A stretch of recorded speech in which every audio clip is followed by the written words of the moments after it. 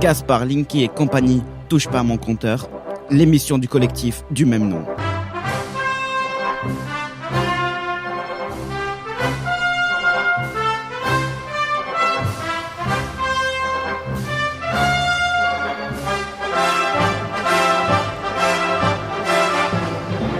Bonjour à toutes et à tous, vous êtes bien sur Transparence 93.7 en Ariège et vous êtes bien dans l'émission Touche pas à mon compteur avec Maude Bigan. Bonjour Maude. Bonjour Florian.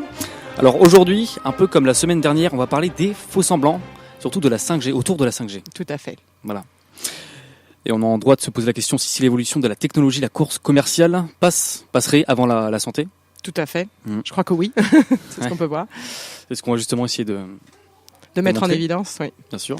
Tu vas aussi énumérer des articles comme un article de Reporter, oui. Comme titre « Nous sommes tous des rats de laboratoire ». Tout ça fait en rapport avec la 5G, je pense qu'il va être salé non il va être salé. Oui, Vu oui, le oui. nom. Mais c'est justement très vrai et c'est une bonne première approche pour comprendre ce que c'est que la 5G. Donc effectivement, ça me paraît très bien. Voilà. Tu vas aussi parler d'une interview du président de la FCC, Commission fédérale de communication. Américaine. Donc c'est en Amérique, bien sûr. Il s'appelle Tom Weller. Tout à fait.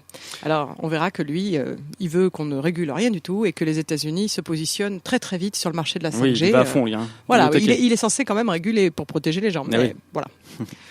Et aussi d'un article de la Maison Seine qui fait le lien avec un rapport fait par la NASA en 81. Tout à fait, montrant déjà la dangerosité des ondes à cette époque, à des niveaux bien inférieurs à tout ce qui est, évidemment, les effets thermiques qui sont censés être les seuls dangereux, soi-disant reconnus actuellement, ceux qui nous feraient chauffer. Il montre bien, dès 81, que bien en dessous, tous les symptômes que les gens électrosensibles évoquent aujourd'hui étaient déjà connus à l'époque. Voilà. Et aussi peut-être de la situation de test de la 5G, répartie un petit peu dans le monde, c'est ça ? Dans le monde et puis en France. Et on ne sait pas où. En France, on va le voir, et que tout est fait d'ailleurs pour que ces petites antennes qui sont facilement dissimulables soient mises en place pour des tests à l'insu des populations. Et le lieu est confidentiel. Exactement. C'est JC Decaux qui nous le dit, celui qui va les équiper dans ses abribus, dans le mobilier urbain en général, etc. Sympathique. Hein. Alors, on commence donc par cet article de Reporter, donc qui s'intitule « Avec la 5G, nous sommes tous des rats de laboratoire » du 22 février 2019. Non, ce n'est pas une question, c'est une affirmation. C'est une affirmation, voilà, il n'y a pas de point d'interrogation, c'est clair. Et donc cet article balaye beaucoup de points très intéressants d'ailleurs. Alors, pour préciser un peu le contexte pour les personnes qui découvriraient la 5G, on nous dit qu'il s'agit à la fois d'augmenter les vitesses de téléchargement. Par exemple, vous pourriez avoir avec votre téléphone portable la possibilité de télécharger à la vitesse de la fibre un film sur votre téléphone portable. Vous voyez comme quoi votre vie jusqu'ici ne valait pas la peine d'être vécue. Grâce à ça, vous allez pouvoir justement voir des films en permanence où que vous soyez, c'est super. Et puis, vous avez également toute l'arrivée des objets connectés. On nous annonce, alors nos faits miroités, 155 milliards d'objets connectés d'ici 2025, des villes intelligentes, des voitures autonomes, des robots chirurgiens, etc. etc. Alors, l'idée générale, évidemment, ça veut dire que si vous truffez votre environnement d'objets connectés, qui peuvent également, du coup, en dire long sur vos habitudes, sur ce que vous dites, ou ce que vous faites, ou où vous allez, etc., vous imaginez bien que vous augmentez aussi toute la surveillance qui va avec. Donc, c'est un changement de société majeur.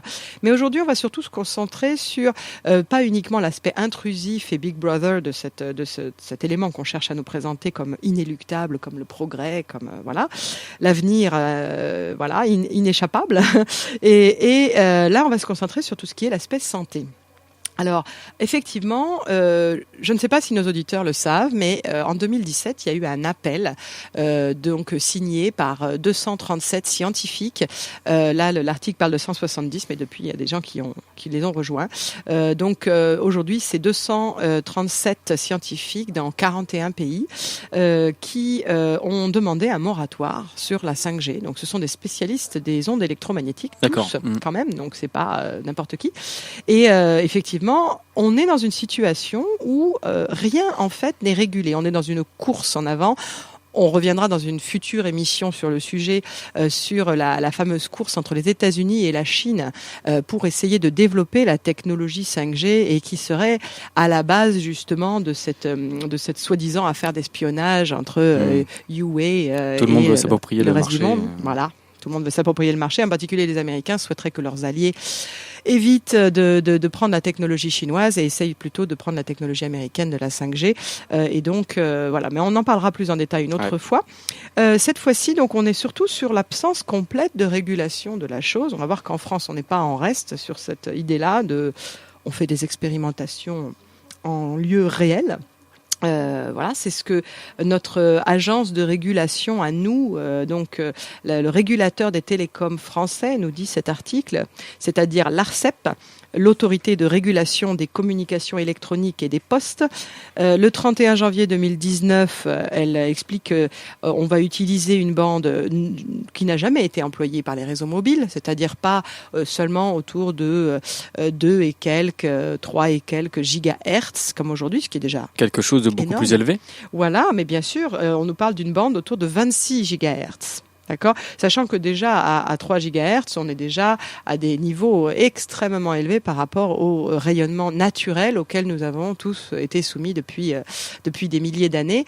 Là, au contraire, on va vers 26 GHz et on va encore même au plus parce que cette fameuse 5G, il est prévu que ça puisse aller jusqu'à 300 GHz. De toute façon, avec l'évolution, ça ne peut qu'augmenter. Voilà, sauf que donc on sera peut-être plus là pour le voir, parce que vu les effets sur la santé que ça semble avoir, c'est vraiment inquiétant. Alors, je répète, l'ARCEP, donc l'autorité de régulation des communications électroniques et des postes, donc français, le gendarme des télécoms français, n'a pas l'air de gendarmer grand-chose parce qu'en fait, au contraire, il encourage le gouvernement et les villes à lancer des expérimentations en situation réelle, nous dit-on. D'accord ? Alors, on va voir qu'il n'y a pas qu'en France que ça se fait, mais en fait, on n'a aucune idée des conséquences. Et comme vous allez le voir, on n'est pas du tout dans une technologie qui est, on va dire, une simple augmentation de puissance, on va dire, presque dans la continuité de ce qui se faisait avant. On parle de 2G, 3G, 4G, 5G. Les gens, ils ont l'impression que c'est une sorte de progression naturelle et normale, entre guillemets. Mais là, ça n'a rien à voir. C'est pas la même technologie du tout. Et on va voir que les seuils d'exposition seront éminemment plus élevés. Par exemple, ils veulent pas nous dire le lieu, mais sais-tu pourquoi ? Alors, par exemple, tu vois, quand tu dis ils veulent pas nous dire le lieu, tu évoques un des éléments de notre de cet article justement, puisque JCDecaux a visiblement passé un accord avec les télécoms, différents opérateurs téléphoniques, pour truffer son mobilier urbain dans 12 villes. Nous dit cet article de Reporter, dans 12 villes de France. Alors, mobilier urbain, ça veut dire abribus, feu rouge, ça veut dire également réverbère, enfin, tous les éléments possibles, sachant que ces fameuses antennes, elles vont être très, très petites, en fait. Les ondes émises vont pouvoir être concentrées, si on imagine un peu comme une sorte de succession de toutes petites cellules qui vont pouvoir, à la demande, focaliser chacune leur faisceau de façon concentrée vers l'objet qui en fait la demande. C'est-à-dire, par exemple, vers un portable, mais pas que. D'accord ? Donc, par exemple, cette puissance concentrée à l'endroit justement où les faisceaux se rencontrent va être énorme. Pour qu'il y ait plus de précision. Alors, il y a plus de précision, puissance. mais plus de puissance, effectivement, de façon très importante. C'est nécessaire, soi-disant, si on veut absolument développer cette technologie, parce que les ondes, la longueur d'onde, si tu veux, de ces fréquences, elle est très, très courte, en rapport avec la fréquence qui est très élevée. La fréquence et la longueur d'onde sont deux éléments qui sont opposés, en fait. Voilà.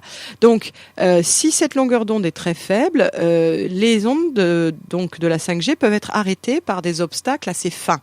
C'est d'ailleurs aussi pour ça qu'ils ont commencé à abattre certains arbres dans certaines grandes villes de France pour dégager les rues, entre guillemets, parce que ils veulent pas que ça fasse obstacle, justement, pour les fameux tests 5G. Donc, on a vu ça du côté de Grenoble, par exemple, et à d'autres Mais dans villes. tous les cas, il y a les murs, donc ils sont obligés d'augmenter la puissance des faisceaux. Alors, de toute façon, ils disent qu'il faut mettre au moins toutes les 12 maisons ou à peu près 100 mètres des antennes, mais également, vous imaginez bien qu'il va falloir des relais, certainement à l'intérieur des maisons aussi, à l'intérieur des bâtiments, parce que sinon, ça pourra pas passer les murs. Ou alors, il faudra des puissances telles que tout le monde tombera comme des mouches immédiatement et que ça va se voir. Donc là, l'idée générale, c'est qu'on nous raconte des carabistous. Moi, je trouve que ça ressemble à l'histoire du fameux nuage de Tchernobyl, là, parce que en plus, on nous dit, alors écoutez bien quand même, ça c'est assez impressionnant, c'est Gilles Brégan de l'ANFR, donc l'Agence nationale des fréquences, qui nous parle de cette technologie, donc des fameux faisceaux qui se concentrent, comme je voulais vous le dire, mais ils nous disent, s'il n'y a pas de téléphone, vous n'êtes pas visé. Alors là, on est dans la fumisterie la plus complète. Parce que si vous y pensez, si votre téléphone, vous le tenez par exemple d'un côté et que l'antenne la plus proche, elle se trouve de l'autre côté, évidemment que pour atteindre votre téléphone, déjà, les faisceaux, ils vont vous traverser. D'accord ? Donc, il va falloir qu'ils mettent une sacrée puissance pour pouvoir passer justement les obstacles. Donc, vous pouvez imaginer ce qui va arriver à travers votre tête quand vous avez... corps humain, mur en béton... Alors, il va falloir des très très fortes puissances pour pouvoir passer. Tout doit être conçu pour faire en sorte de traverser tout obstacle. Alors, comme ça va être difficile, il faudra des très grosses puissances. Voilà. Et comme ces très grosses puissances, elles ne pourront pas être obtenues facilement pour toutes ces antennes, il va falloir pour chaque antenne des mini-cellules, voilà, ils appellent small cells en anglais, qui vont concentrer leurs faisceaux à plusieurs sur un même point. Et donc, localement, à cet endroit-là, vous allez avoir une très grosse puissance. Sauf que vous imaginez bien, donc, que si votre corps, ou le corps d'un passant, ou le corps d'un enfant, ou quoi que ce soit, passe entre le faisceau et le téléphone que vous avez, évidemment, tout ça sera évidemment traversé, même si eux n'ont pas de portable à ce moment-là. Et puis, c'est aussi une autre fumisterie importante, c'est qu'on nous dit ça, alors que on prétend quand même que la 5G va être développée aussi pour tout ce qui est objets connectés. Objets connectés, voitures autonomes, etc. Donc, ça n'est pas juste qu'une question de téléphone. Nous dire, s'il n'y a pas de téléphone, vous n'êtes pas visé, c'est à l'air de dire que seules les personnes qui téléphonent à ce moment-là auront des risques. Sachant quand même que chez Reporter, dans cet article, on nous dit qu'il y a quand même 75,5 millions de cartes SIM en service en France.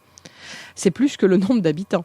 Donc il y a peut-être des gens qui ont plusieurs portables, mais ce que je veux dire, c'est que vous imaginez bien déjà que rien qu'avec les portables, l'exposition va être énorme. Et ne seront pas visées évidemment que les personnes qui utilisent le portable à ce moment-là, mais tout l'environnement autour, évidemment. De toute façon, c'est la société actuelle, tout le monde a un portable. Exactement, mais également aussi, puisque l'idée est d'utiliser cette technologie pour les objets connectés, donc tout ce qu'il y a dans les maisons bientôt, puisqu'on va vous vendre des appareils qui ne seront que connectés. Vous voudrez acheter un frigo, il sera soi-disant obligatoirement connecté, comme ça vous pourrez connaître la date de péremption de votre yaourt depuis votre bureau, effectivement, ça c'est indispensable. Voilà, bon, c'était monsieur Eric Muller qui a lancé une pétition sur le sujet qui effectivement résume bien la situation. On en reparlera à la fin de cette émission. Justement, il vous invite à surtout tirer la sonnette d'alarme au niveau du grand débat et du vrai débat avant le 15 mars pour qu'il y ait enfin un débat sur ce sujet, parce que justement, vous voyez qu'à part nous donner des arguments fumeux, pseudo-rassurants qui sont une insulte à l'intelligence des Français, en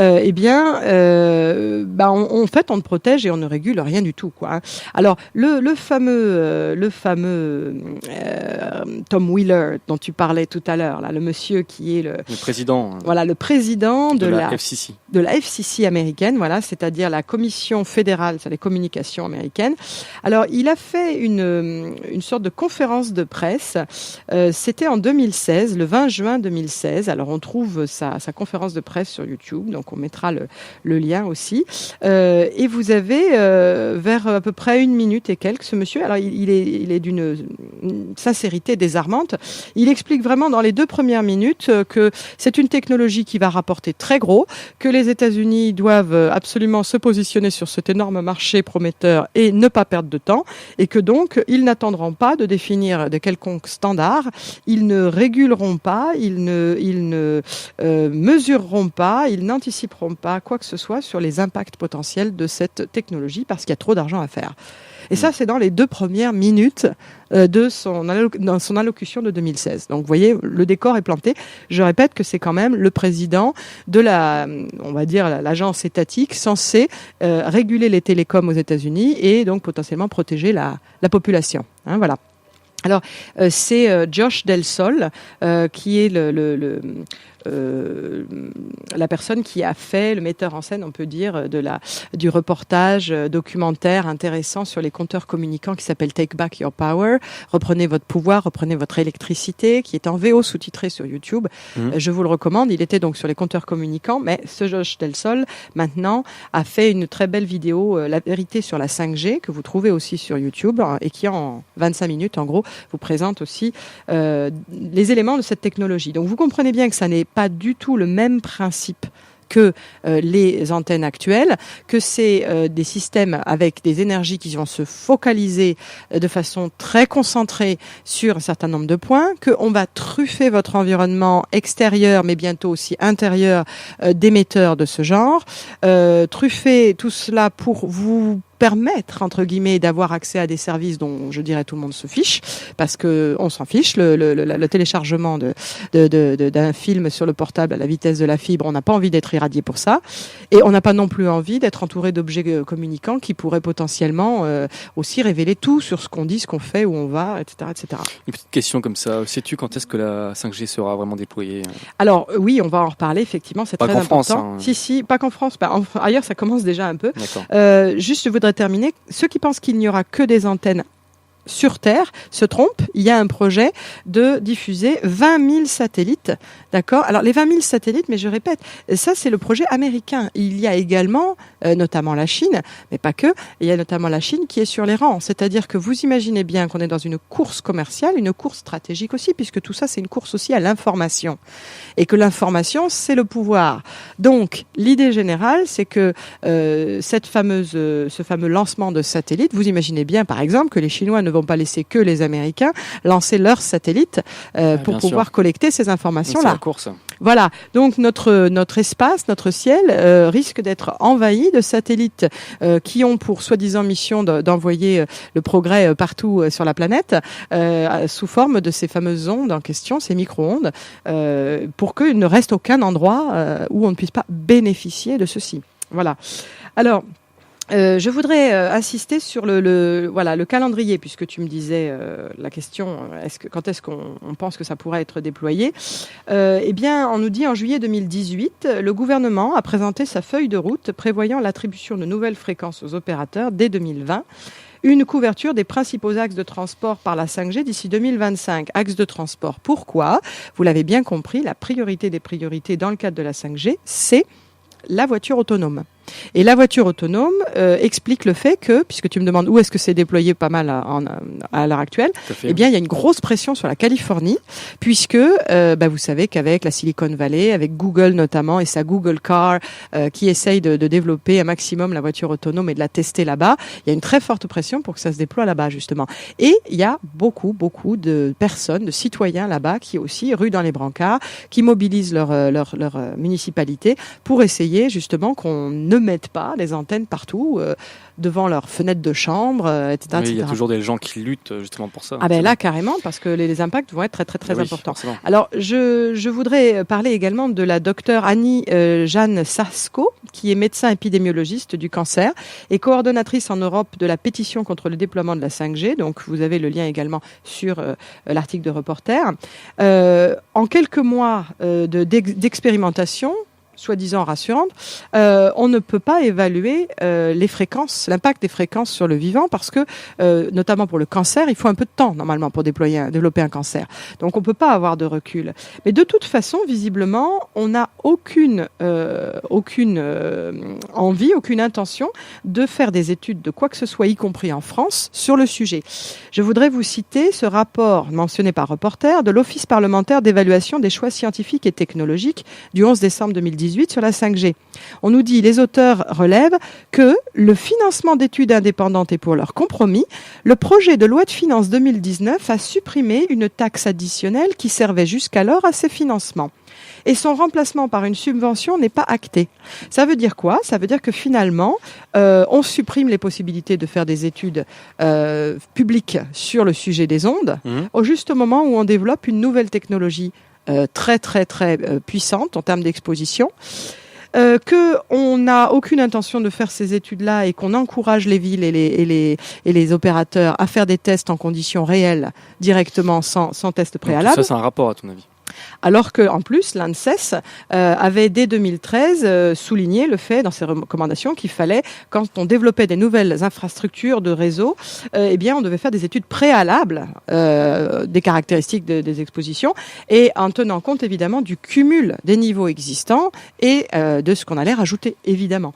Alors vous voyez qu'on n'est pas du tout dans cette démarche-là et que l'idée justement de ne pas mettre la charrue avant les bœufs, de ne pas mesurer quoi que ce soit, de se lancer et a pour seule motivation l'aspect économique. Et on est dans un truc où on cache les endroits où on va avoir lieu ces expérimentations, puisque ces petites cellules sont facilement escamotables, entre guillemets, en tout cas elles sont peu visibles. Vous voyez déjà avec J.C. Decaux dans ces 12 villes et les accords de confidentialité qu'il a passés avec les opérateurs, eh bien, les villes vont très rapidement devenir toxiques. Donc surtout, tirez la sonnette d'alarme, parlez-en sur le grand débat, parlez sur le vrai débat aussi, parlez-en, et signez si vous le pouvez la pétition donc de Eric Muller qui rassemble bien les éléments sur le sujet et dont on mettra le lien aussi sur le site. Merci beaucoup Maud. À bientôt. À la semaine prochaine.